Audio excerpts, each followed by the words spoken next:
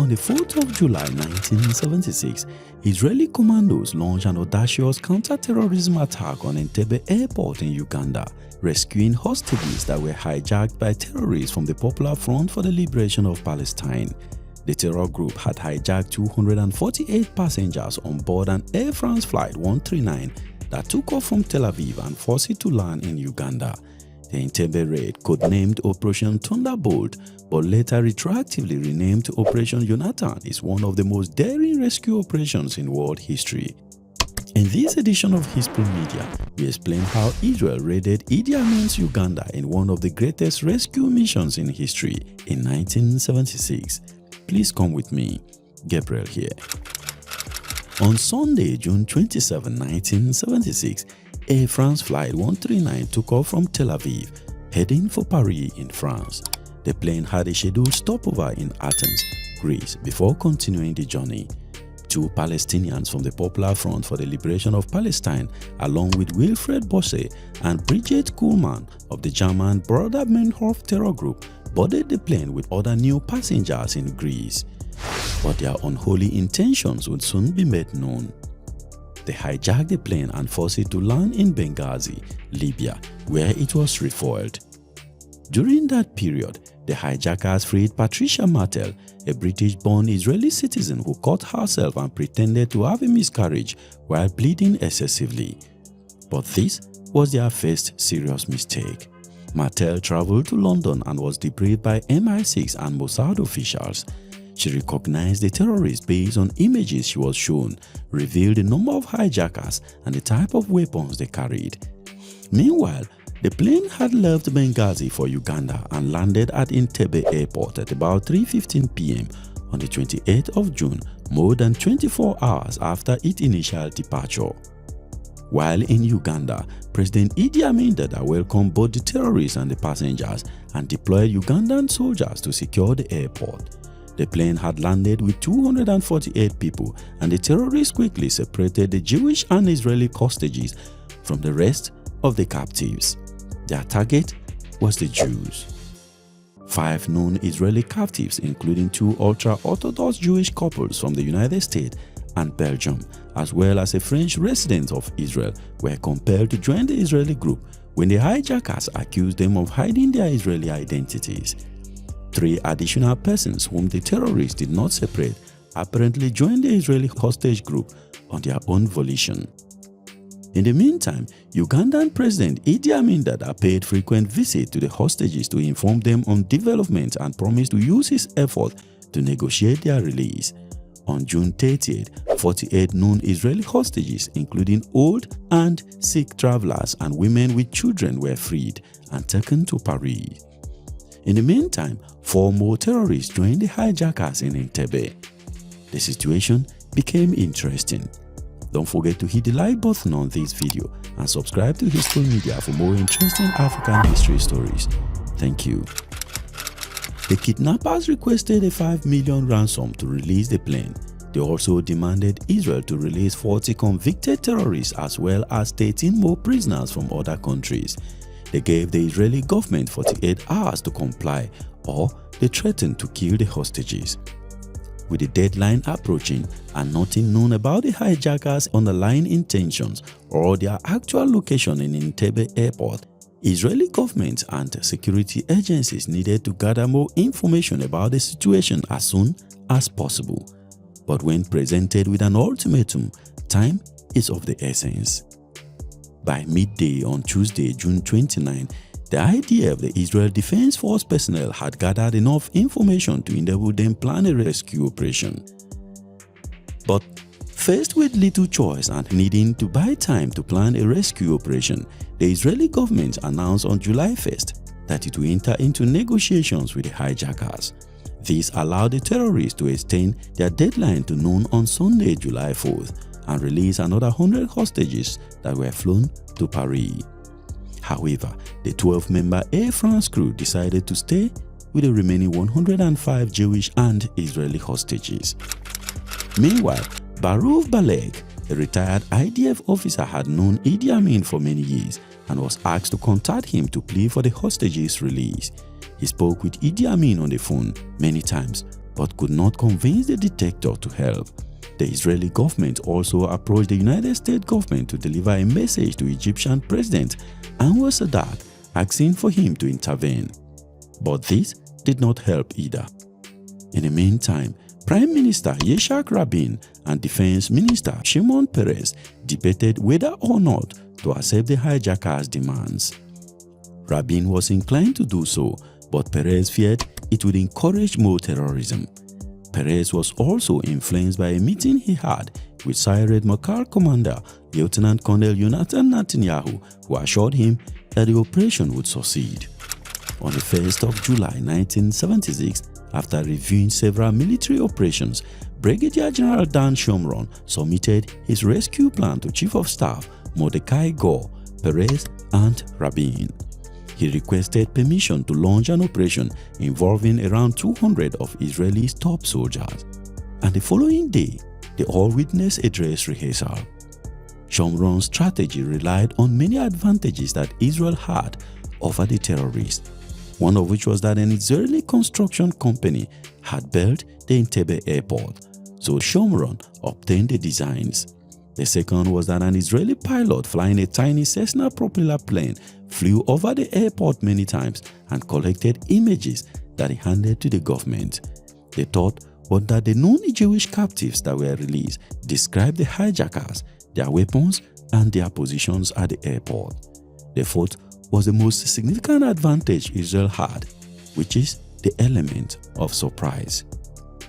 Israel had to fly 7 hours, land safely, drive to the terminal area where the hostages were being kept, get inside and kill all of the terrorists before they could fire.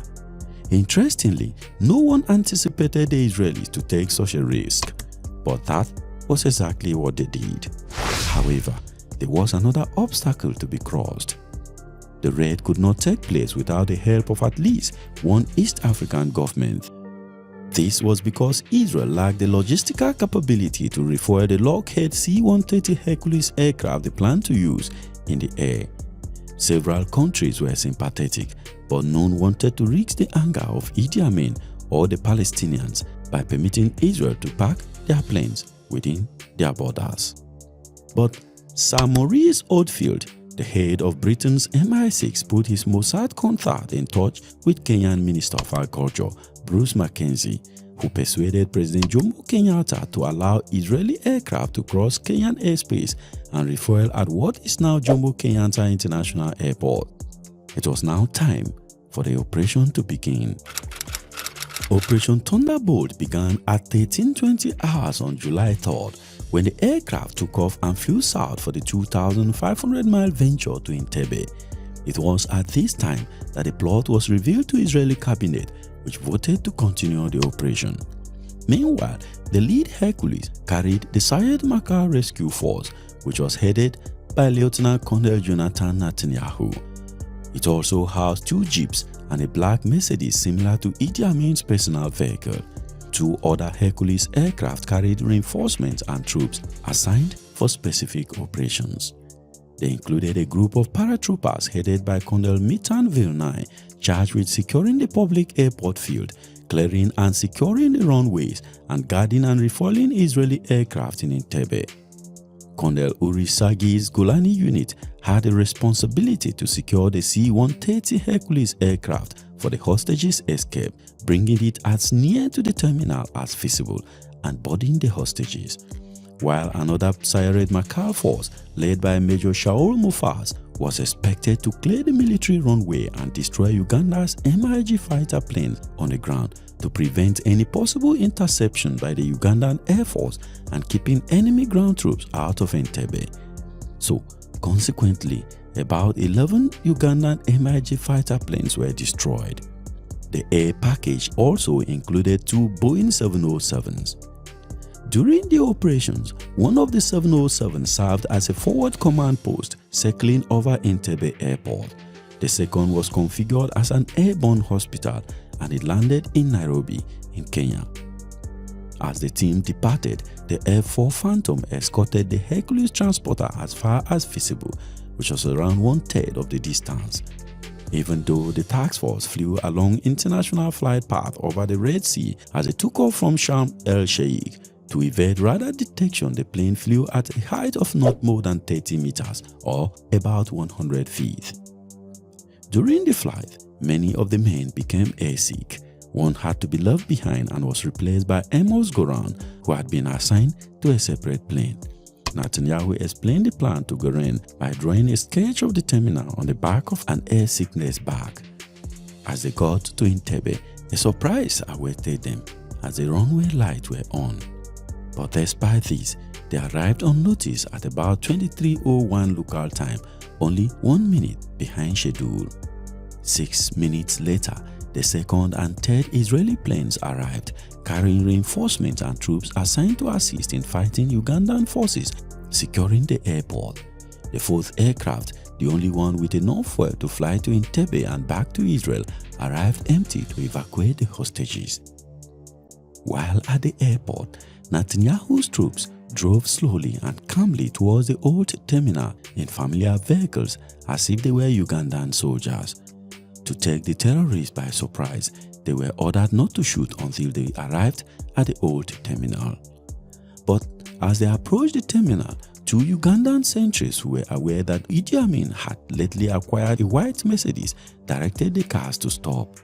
Netanyahu directed the commandos to fire the sentries with silent pistols, but they did not kill them, and another commando in one of the Land Rovers killed them with an unsuppressed rifle. With a loud gunshot, the rescue team rushed to the terminal, fearing they had lost the element of surprise. The hostages were in the main hall of the airport building, directly adjacent to the runway. As they entered the terminal, the commandos shouted through a megaphone, stay down, we are Israeli soldiers," in both Hebrew and English. Unfortunately, Jean-Jacques Maimoni, a 19-year-old French immigrant to Israel, stood up and was killed when Mosky Bester and another soldier mistook him for a hijacker and fired at him.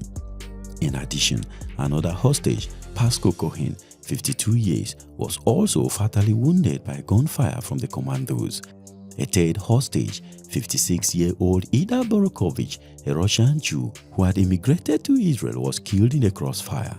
And all 8 terrorists were killed in the lightning attack, which took just 6 minutes. Meanwhile, after the raid, the Israeli rescue team returned to their aircraft and began loading the hostages. But Ugandan soldiers shot at them from the airport control tower in the process. The Israeli commandos returned fire, inflicting casualties on the Ugandans. However, during this brief but intense firefight, at least 5 commandos were wounded, and the Israeli unit commander, Yonatan Netanyahu, was killed. But the threat was removed when Israeli commandos fired light machine guns and a rocket-propelled grenade at the control tower. Within 20 minutes of their arrival, IDF soldiers began evacuating hostages in a 4th aircraft. By 23:59, the planes were on their way home. The operation, which was predicted to last for 1 hour, in fact, took only 58 minutes. On July 2nd, prior to the rescue operation, Dora Bloch, a 74-year-old Israeli who had started to choke, was taken to Mulago Hospital in Kampala. Idi Amin called Health Minister Henry Kiemba on Saturday to see how Mrs. Bloch was doing. To prevent her from being sent back with the other hostages, Kiemba lied and said she needed another day for her recovery. The rescue mission occurred while she was still in the hospital. But after the raid, she was murdered by officers of the Ugandan army. In 1979, after the Ugandan-Tanzanian War, Tanzanian troops discovered her body in a sugar plantation. Her remains were returned to her son in Israel, where she was given a state funeral. In retaliation for Kenya's involvement and Mackenzie's actions, Idi Amin's forces killed about 245 Kenyans in Uganda, and the president ordered his agent to assassinate Bruce Mackenzie. And Mackenzie was killed on May 24, 1978, when a bomb attached to his aircraft exploded. In the aftermath of this operation, The United Nations Security Council convened on July 9, 1976 to consider a complaint from the chairman of the Organization of African Unity charging Israel with an act of aggression. The United Nations Secretary General Kurt Wilhelm told the Council that the raid was a serious violation of the sovereignty of a member state of the United Nations. But the US and the UK sponsored a resolution which condemned hijacking and similar acts, deplored the loss of lives arising from the hijacking, but neither Israel nor Uganda were condemned. The two nations also reaffirmed the need to respect the sovereignty and territorial integrity of other states and called on the international community to enhance the safety of civil aviation. But the resolution failed to receive the required number of affirmative votes, and the second resolution that condemned Israel was never put to a vote. But the mission struck a blow at international terrorism at that time. In 1976, Michael Boycos, the French pilot of the Airbus, and his crew were awarded the National Order of the Legion of Honor, the highest decoration in France, and the Israeli government also awarded them medals for heroism. The mission was later renamed Operation Yonathan in honor of Yonatan Netanyahu. Click this video here for the story of the brutal reign of Idi Amin Dada, the Ugandan despot who ate his enemies. For more interesting stories like these, please like this video and subscribe to Hisple Media. Don't forget to on the bell notification as well. Thank you very much for watching. Peace.